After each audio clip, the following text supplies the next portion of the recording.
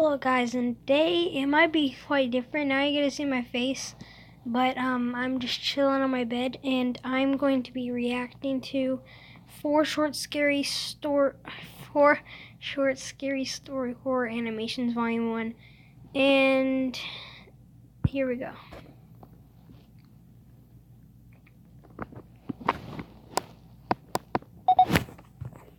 I'm just turning up the volume a little bit.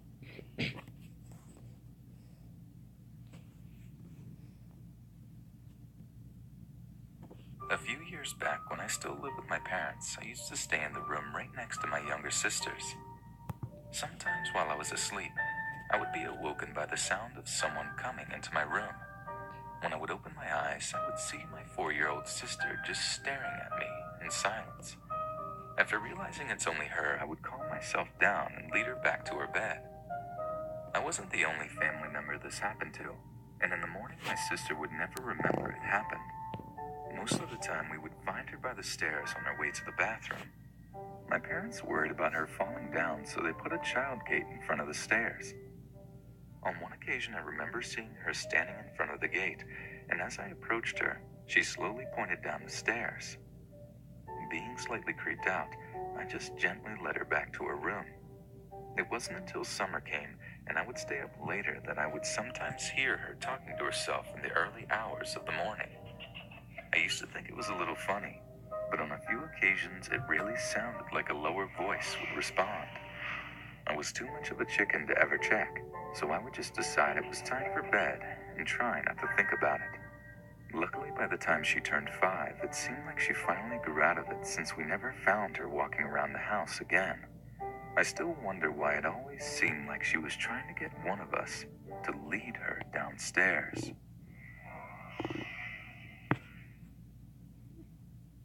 Eva always lied. It was obvious from the very beginning that she was a compulsive liar.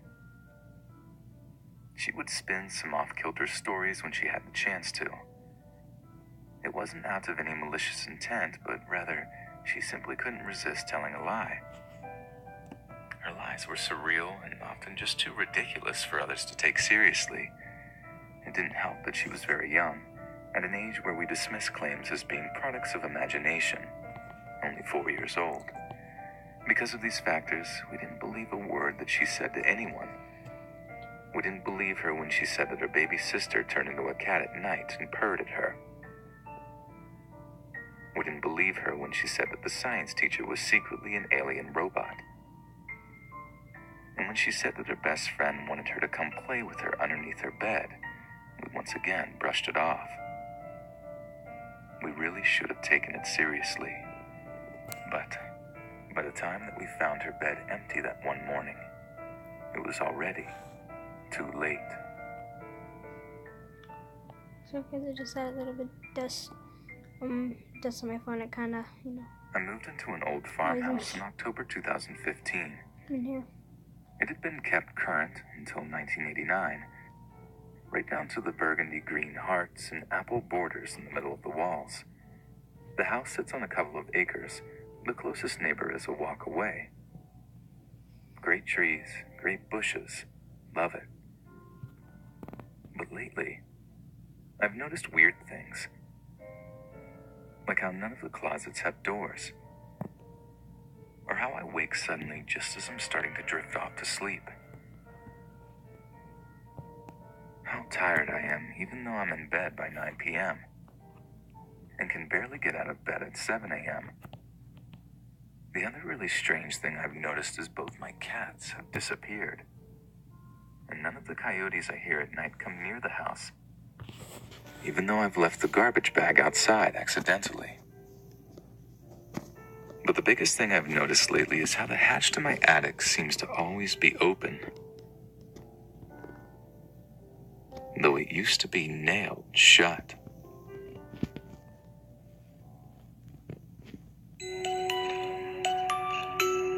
Is that all of it? Oh no, there's one more still. My son went missing 2 weeks ago. Like a good parent, I filed a police complaint. I participated in the search efforts, and I was heartbroken.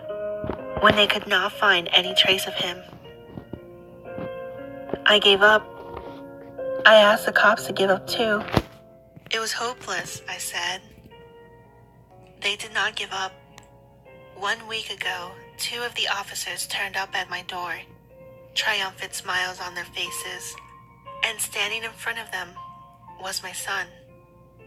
They said they found him wandering in the woods beyond the edge of town. He looked much worse for wear, but otherwise unscathed. They left him with me and went back to the station. He is not my son. He looked like my son, spoke like my son, and even behaved like my son. He settled in with me, but please believe me, he is not my son. Every night since that day, I've woken up in the middle of the night in cold sweat. I always see him in the doorway of my room, his body silhouetted by the night light behind him. He always leaves as soon as I wake up. Please, you have to trust me. Whatever he is not my son. Why do I seem so sure? Because I killed my son 2 weeks ago. Why would you do that? Buried him in the forest. Hey friends, if you enjoyed these short illustrative horror stories, That was actually pretty good. And I'm going to be watching this and then I'm going to wrap it all up. No, it's just bad.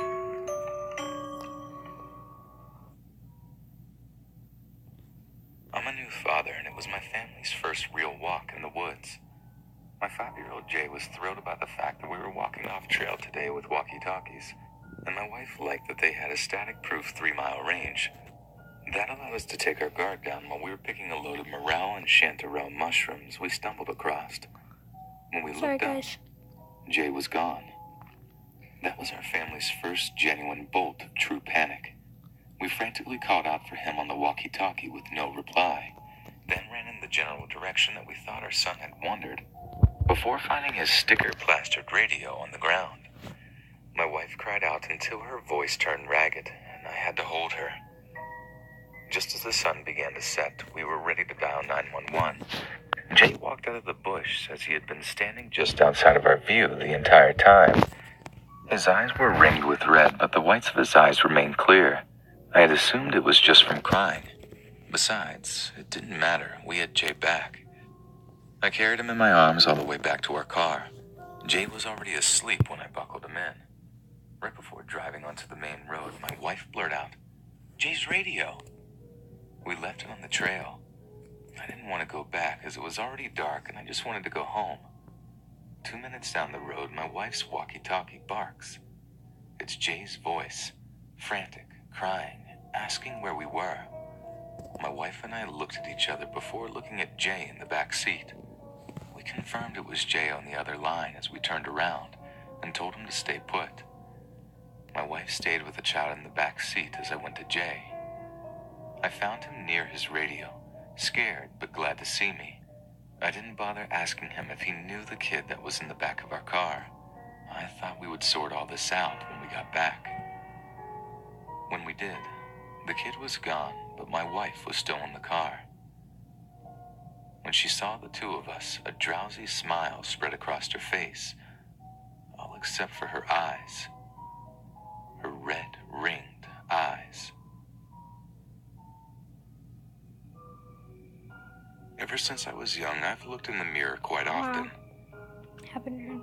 Maybe people probably assume it's vanity, but that's never been it. I'm a bit of a paranoid person, looking around corners, leaving lights on so I can see my surroundings, and checking under my bed just in case. I live alone now, which has made this paranoia worse. It was a Sunday, cleaning day. As I scrubbed the bathroom, I had to walk by the mirror to get a bottle of bleach for a stain that had been bothering me for a long time. I still feel shivers thinking about the moment I realized my reflection didn't match myself. She looked afraid. Taking this as a bad omen, I left the room as is. not even bothering to finish cleaning up my husband's blood. Oh my gosh. I'm the kind of coworker everyone hates. I'm the coworker that steals from the fridge. I know it's rude and selfish, but everyone else's things just taste so much better than my bag lunches. Plus, I have to admit it's pretty funny at how upset my colleagues get when they notice things missing. They'll yell, "For Christ's sakes, it was labeled," and "What kind of monster would do this?" It got to be such a huge ordeal that the office set out on a witch hunt for the culprit. The longtime janitor was fired and blamed for throwing things out. I stopped stealing for a while and things went back to normal. But I couldn't help peeking in the fridge and seeing all those treats staring me down.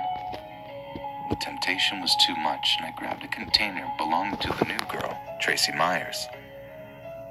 As I chowed down, one of my coworkers walked in on me, caught me red-handed with Tracy's Tupperware. Instead of calling me out or making a scene, he just left the room without a word. I suppose he knew that no one would believe him. I finished eating right as my pager went off, so I methodically washed my hands and straightened my tie before heading back into the operating room. My newest patient, Tracy, was prepped for me to perform her heart transplant. The only problem was that someone had stolen it from the fridge.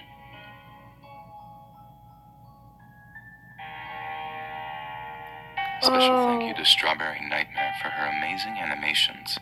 Be sure to subscribe to her channel for more, and let us know in the comments what you'd like to see in the future. Well, I hope you guys enjoyed this video, and don't forget to subscribe, like this video, and comment down below. Well, also, of course, click the notification bell down below also, and also comment down below which video I should watch next, and react to it. As always, hope you guys enjoyed, and as always, goodbye.